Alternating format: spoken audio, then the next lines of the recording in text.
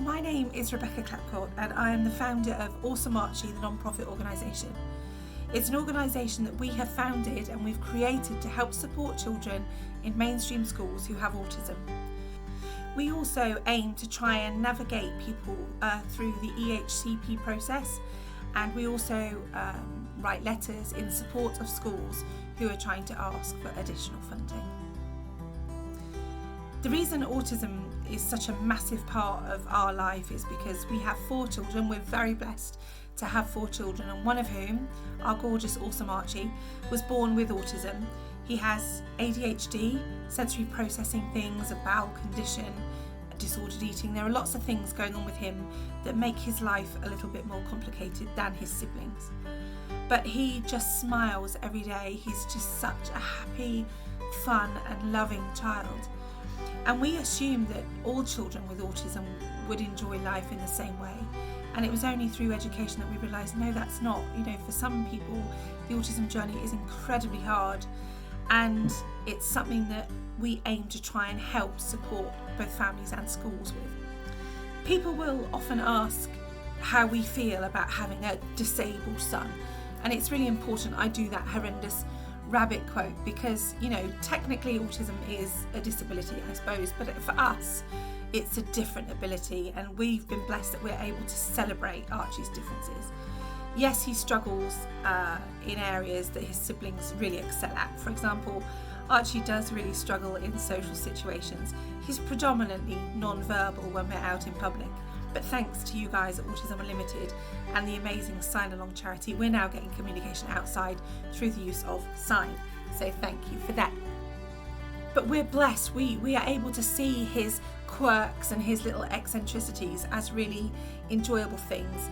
But that has only come through education, I think, and the fact that we're no longer afraid of autism.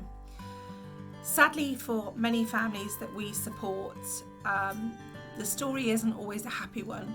We do hear lots of very sad stories about how schools are failing to provide adequate care, and it's not necessarily because the school doesn't want to, it's because they're flagging these children up and the council are pushing it back, saying there is no funding because the government are not giving the money.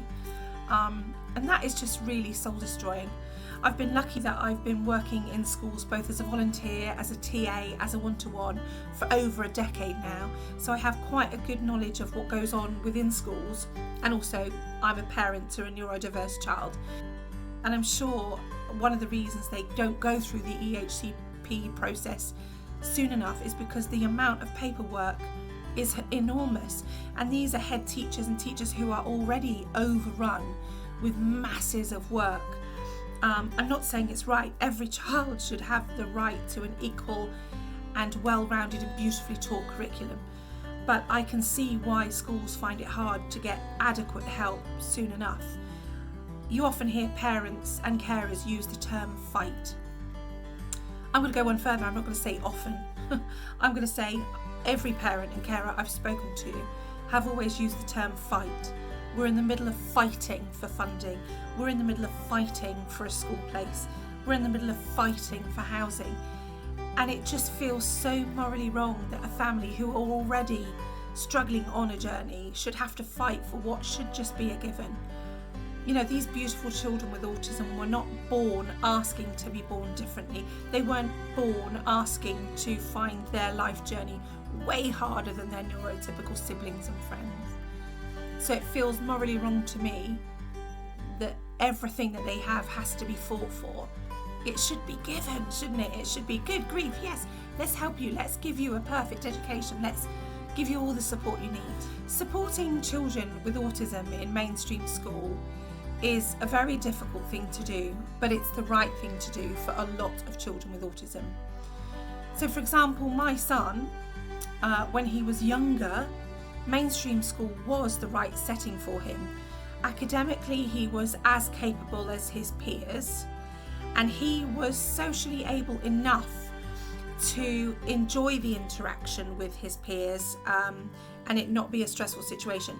His behaviour was poor, and I'll grant you that, and it did lead us to getting a full-time one-to-one. But by the time Archie got to year 5 and 6, it became very evident that mainstream school was not going to be a fit for him. He was self-harming, he was really unhappy, and I won't disclose personal information, but he wasn't joking. You know, we have evidence to suggest that Archie no longer wanted to be here, and that was really, really tough. And so when I sort of started making my arrangements with the councils and trying to find suitable placements, I just couldn't believe that there's just nowhere, there's no space. There's either your son is too academic to go to a specialist setting, or he's not bad enough for a specialist setting. Imagine that, not bad enough. How rude and insulting and offensive is that to a parent?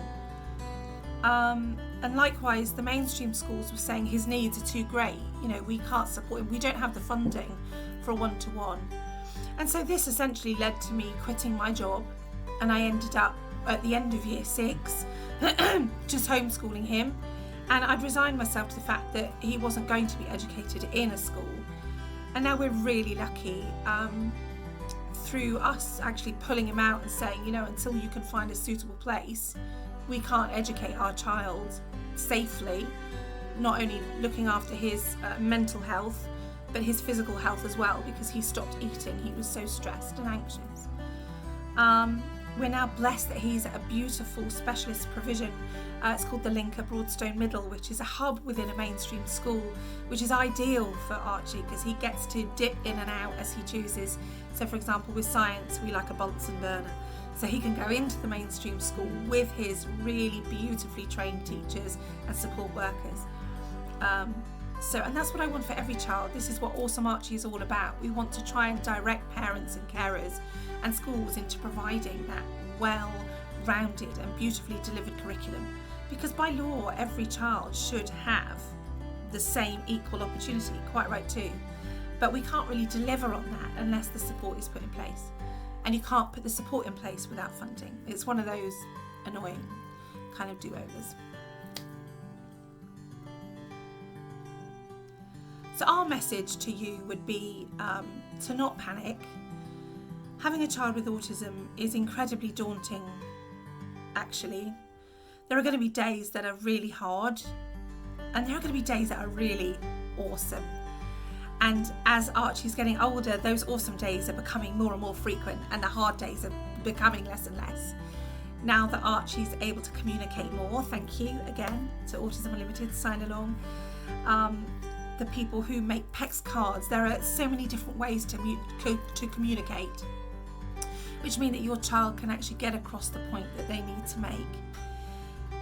My advice would be to educate yourself in any way you can. If you are able to go online and buy those online courses, you know, the autism awareness and acceptance and ADHD, there may be stuff that you know, obviously, but there's always something to learn. Autism Unlimited, Portfield School do courses. There's always stuff online that you can do, and I've done a couple of courses with them, and they're amazing. And not only is the course itself a really valuable thing, it's just really lovely to meet parents who are just like you. So in our circle, having autism is just average, it's just normal. A lot of my friends, a lot of my parent carer buddies have got children with neurological differences, and that is such a warm place to be.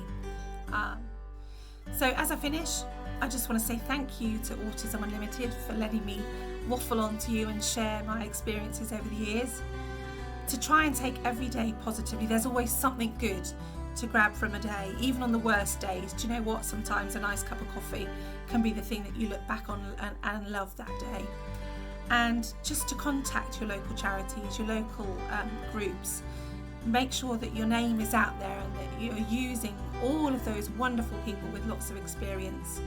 And like I say, Autism Unlimited, the Dorset Children's Foundation, me at Awesome Archie, we're all here to help, and this is a journey that we are all proud to share. Thanks for your time.